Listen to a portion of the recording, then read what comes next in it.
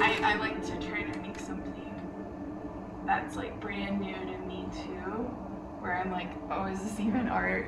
like, yeah.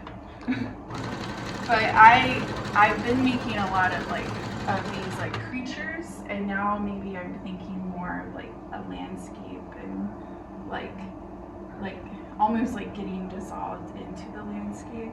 I think I pretty much finished this piece here, and it has messages, like the creature is like talking to you, and it's really just like using sci-fi horror to like make like mental health like approachable, or at least like for myself.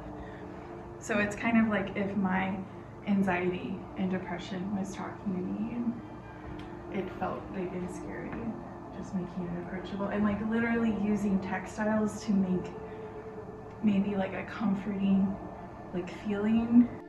It's kind of like if the doomsday already happened and everybody's just like back in the cesspool. Like I'm just trying to give that feeling of like impending doom maybe for these works, and then maybe these are more like it already happened and it's not so bad. Like I'm just trying to make it like friendly and comfortable for me to talk about, and to like really take the shame away, and like and make it understandable for people that don't experience it.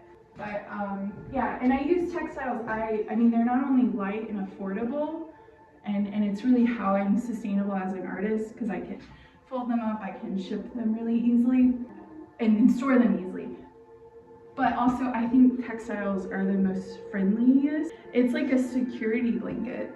Like that's literally, I'm just making blankets. And maybe also like I can make work that will invite people who maybe don't feel comfortable in a museum or a gallery, or they've never been there, but they have an entry point here, because we all know blankets and touch, and yeah.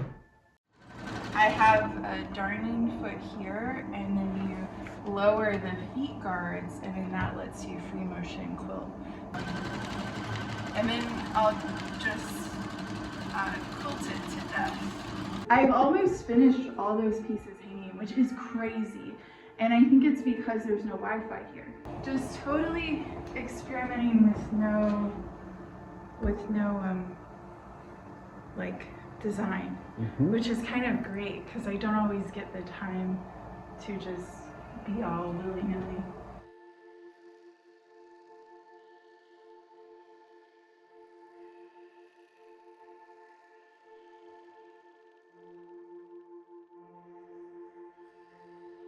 This is typically my first process, is creating my own textiles. But lately I've been really focusing on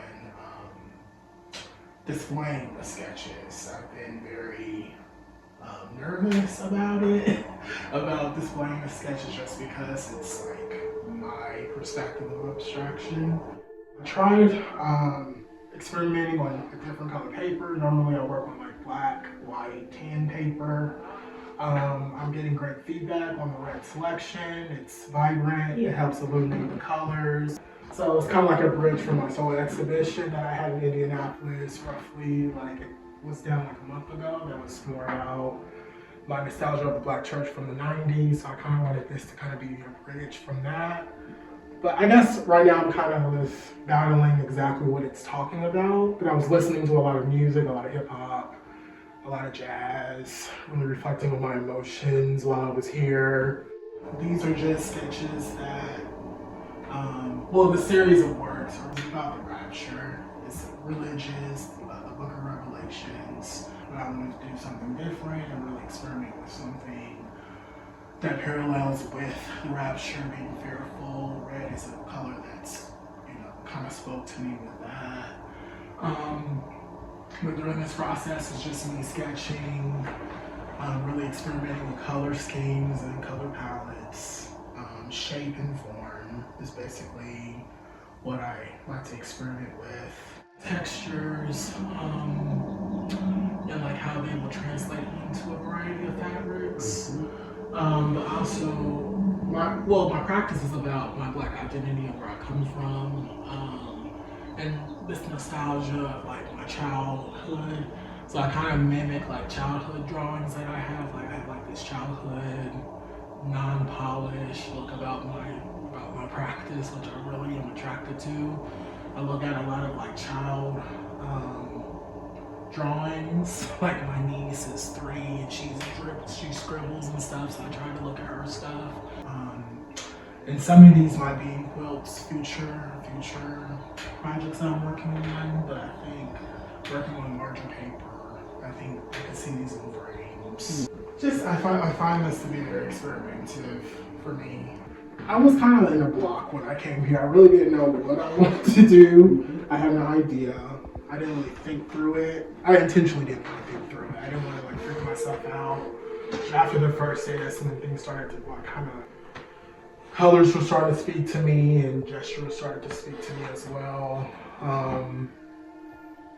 So that's kind of how I work. I don't do any pre-sketching. I kind of just come with the medium and just let things just speak to me, colors and gestures and all of that. What I may do is frame these two together. Okay. That was a suggestion that I got. Maybe start pairing them together and framing them. Cool.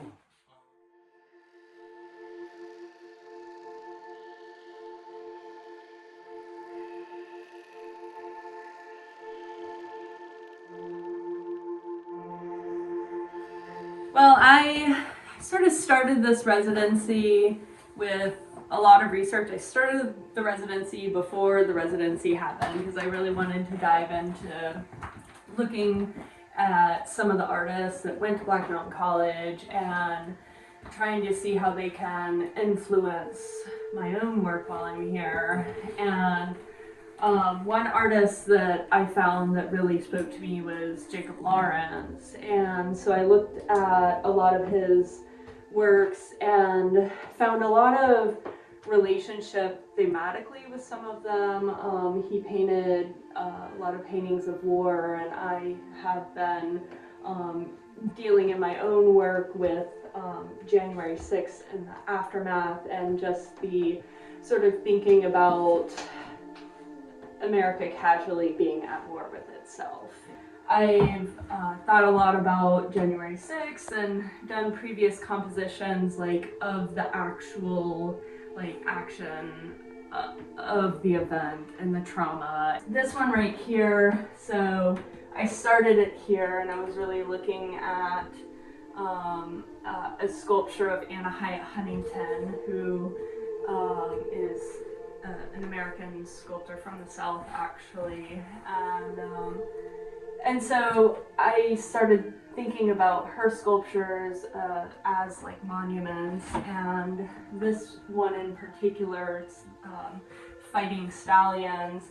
It really struck me as like so much of the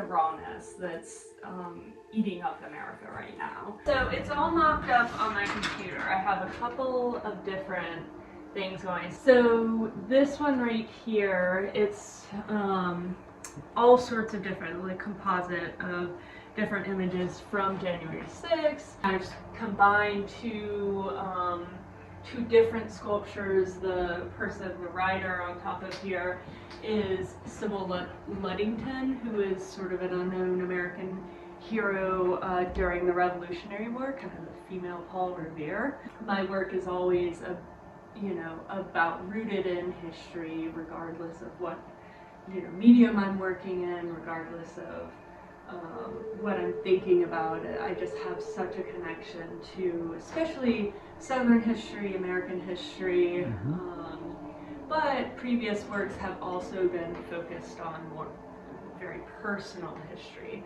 all grounded in a sense of place as well. This sort of ray of light coming down from the helicopter onto the Capitol building, a ray of light has been in previous paintings. Monuments have been in previous paintings, it all comes together, and it's all sort of the ethos of what's going on in my mind, and it sticks there for years and years and years. It's really just been an incredible experience to be thinking about the history of this college while I'm feeling like I'm a part of it. And, you know, I said we were walking back last night, the three of us together, and I'm like, I feel like I'm in college again. Just having the camaraderie and having sort of voices in your studio, which is very much a luxury.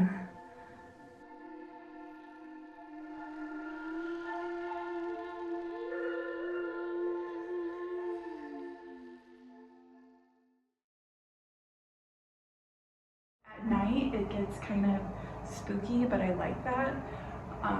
There's like squirrels. There was like a squirrel that came and looked at me through the window the other night. It was great.